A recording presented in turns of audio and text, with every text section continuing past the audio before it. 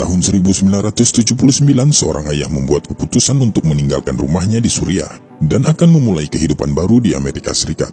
Sang ayah pergi ke Amerika Serikat terlebih dahulu, menuju California, kemudian disusul dengan istri dan anak-anaknya.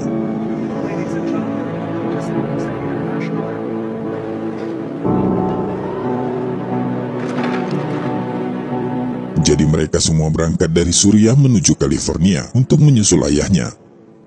Mereka semua pergi dengan pesawat menuju Amerika. Pertama mereka harus mendarat di New York untuk melakukan penerbangan berikutnya ke Chicago, hingga akhirnya ke Los Angeles.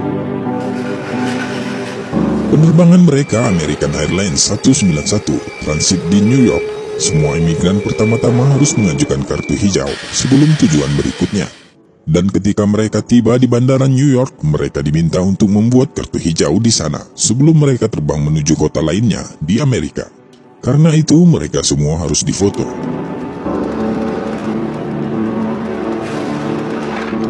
Setelah ibu dan saudara-saudaranya tibalah giliran Hala Atiq untuk difoto.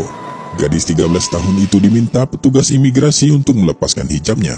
Karena dia baru 13 tahun dan masih baru memulai untuk mengenakan hijab. Dia diberitahu bahwa dia harus melepaskan jilbabnya untuk diambil fotonya. Tapi dia menolak. Kemudian petugas mengatakan kepadanya jika dia terus menolak dia tak akan bisa hidup dan tinggal di Amerika Serikat. Bahkan dia akan dikembalikan ke Suriah.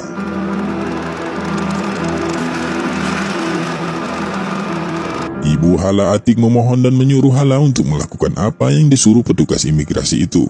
Tapi Hala terus menolak. Tidak peduli berapa banyak orang yang Anda panggil, saya tidak akan melepaskan jilbab saya untuk foto ini, ujar Hala. Sekarang pikirkan tentang keluarga ini yang telah melakukan perjalanan ke setengah dunia dan telah menghabiskan hampir seluruh tabungan hidup mereka untuk melakukan perjalanan ini. Dia hanya perlu melepas jilbabnya hanya untuk satu foto kecil ini saja. Namun Hala tetap menolaknya. Berulang kali dan terus-menerus, petugas memaksa Hala untuk melepaskan hijabnya karena aturan di sana. Tapi Hala terus menolak. Kemudian petugas memanggil supervisor dan membawanya ke ruang belakang dan menginterogasinya selama 3 jam. 3 jam yang menyakitkan untuk membuatnya menyerah dengan tekanan yang sangat tinggi. Hala Atiq terus ditekan untuk melepaskan jilbabnya dan diancam akan dipulangkan ke Suriah, tetapi dia tetap menolak hingga saat terakhir. Akhirnya petugas menyerah dan mengizinkannya untuk difoto dengan menggunakan jilbab. Dan inilah foto paspor Hala Atiq saat mengajukan kartu hijau, masih mengenakan jilbabnya.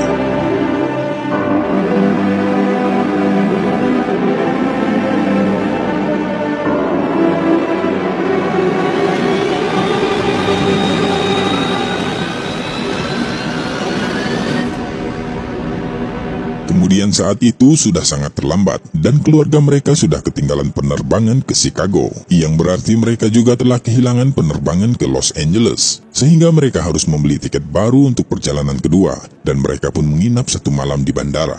Ibunya tak henti-henti memarahi gadis kecil itu sepanjang malam hingga keesokan paginya. Sampai saat mereka terbang ke Amerika, mereka akhirnya tiba di bandara California.